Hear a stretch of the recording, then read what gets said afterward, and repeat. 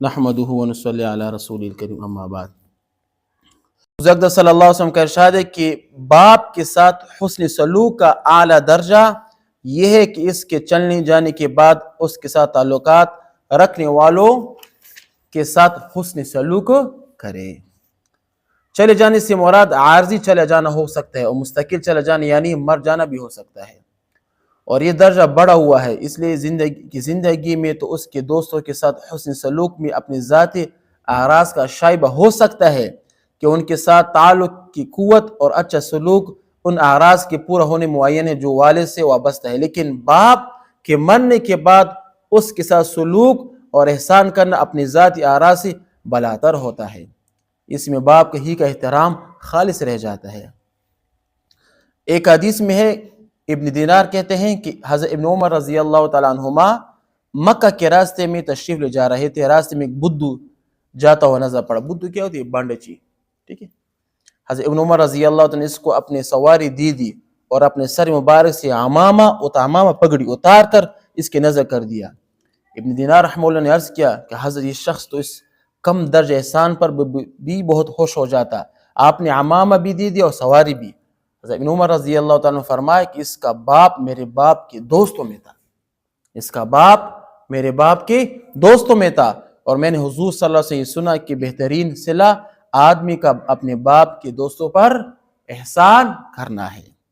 حضرت ابو ہریرہ رضی اللہ تعالیٰ عنہ فرماتے کہ میں مدینہ طیبہ حاضر ہوا تو حضرت ابن عمر رضی اللہ تعالیٰ عنہ مجھ سے ملنے تشریف لائے اور یہ فرمائے کہ تمہیں معلوم ہے میں کیوں آیا؟ میں نے حضور صلی اللہ علیہ وسلم سنا ہے کہ جو شخص یہ چاہیے کہ اپنے باپ کے ساتھ اس کے قبر میں صلہ رحمی کرے، اس کو چاہیے کہ اپنے باپ کے دوستوں کے ساتھ اچھا سلوک کرے۔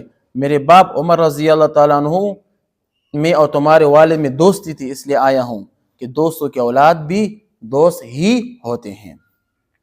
ایک اور حدیث میں کہ حضرت ابو اسید مالک بن ربیعہ فرماتے ہیں کہ ہم حضور صلی اللہ علیہ وسلم کی خدمت میں حاضر تھے۔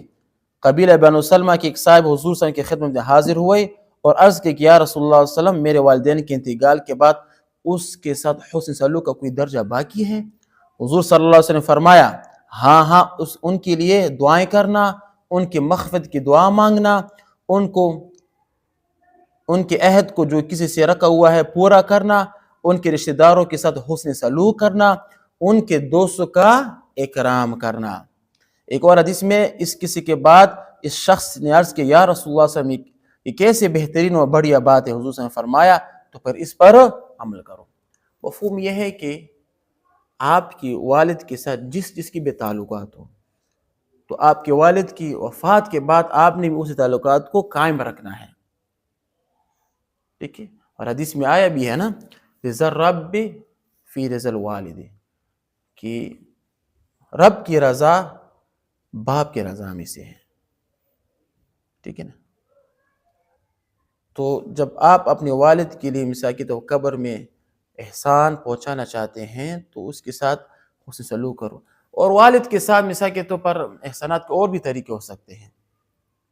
یہ قبر میں چلا جائے اس کے لیے مغفرت کی دعائیں کرنا، ٹھیک ہے نا، اس کے لیے 2 رکعت نفل پڑھنا، ٹھیک ہے، اس کے دوست کے ساتھ اچھا سلوک کرنا، اس کے کام کو آگے رکھنا، جو اس نے صدقہ جاری کا کام شروع کیا ہو نا اس کو آگے رکھنا۔